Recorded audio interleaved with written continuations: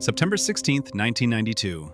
They call it Black Wednesday, but for one man, it was the brightest day of his life. While the British government burned through $3 billion an hour trying to save their currency, George Soros sat in a quiet office, betting that a 300-year-old empire was about to collapse. He wasn't just trading, he was hunting.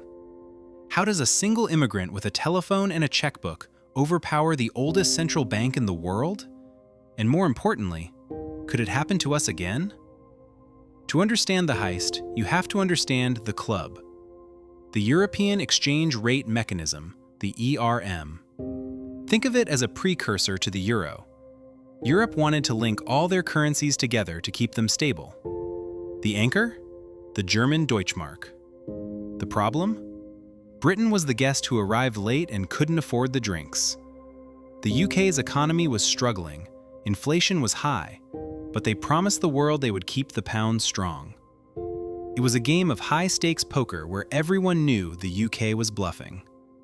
Imagine a rubber band. One end is held by the German Bundesbank, the other by the Bank of England. As long as both countries grow at the same speed, the band is relaxed. But in 1992, Germany had just reunited. They were spending massive amounts of money, which meant their interest rates went up. The rubber band started to stretch. The Bank of England had two choices: raise interest rates to match Germany, which would crush British homeowners, or let the pound drop. But the ERM rules said they couldn't let it drop. They were trapped by a promise. George Soros saw the tension in that rubber band. He didn't just think it would snap, he decided to pull it himself. Soros didn't just bet against the pound, he went for the jugular. He borrowed billions of pounds and immediately sold them for marks and francs.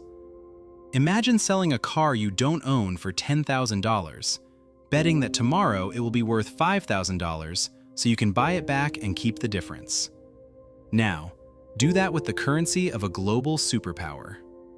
By the morning of September 16th, the Bank of England was desperate. They raised interest rates from 10% to 12%. The market didn't blink. 2 hours later, they announced 15%. It was the smell of blood in the water. The world realized the bank was panicking. If you have to tell everyone you're in control, you've already lost. By 7 p.m. that evening, Britain surrendered. They left the ERM. The pound plummeted.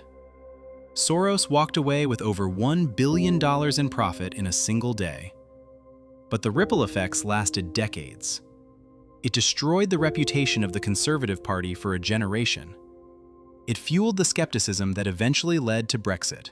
But the biggest consequence? It proved that the market is now more powerful than any government. Today, global debt is higher than ever. Central banks are once again trying to stretch the rubber band with interest rates. We live in a world built on Soros's discovery, that a system is only as strong as the people's willingness to believe in it.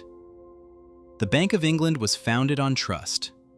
Soros showed that trust is just a commodity to be traded. History tells us that when math meets politics, math always wins in the end.